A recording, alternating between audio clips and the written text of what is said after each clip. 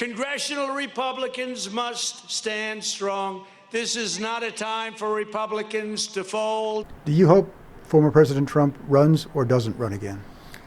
Well, I want to get through 2022 first, because that's most important. I think the number one priority for the Republican Party is to get a new majority in the House so that we can serve as a check and balance. And I think the more we focus on 2024, it undermines us for 2022. Right now, I would say if you look at polling, the president is probably the lead when it comes to the primaries, maybe in the primary sense, but I think he would struggle very much to win in a general election. We had polling back in August. He was down 12 or 13 points. I was sort of in a dead heat, sometimes up 1 or 2, but it was close. And I was going door to door.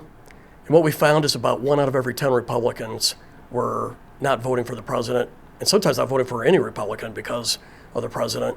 And the president had the same information, so he pulled out of the district most of his resources, not all of it, but most of it. Suburban areas, about 10% or so of the Republicans, though they may agree with a lot of the policies, just couldn't tolerate the Twitter or the first debate. That it was more of the irascible behavior. We're battling through this pandemic. Of course, it depends right now. Joe Biden's doing so poorly in the polling that maybe President Trump could still win, because our last poll I saw, Biden was at 38%. It does sound like you're hoping he doesn't run in 2024.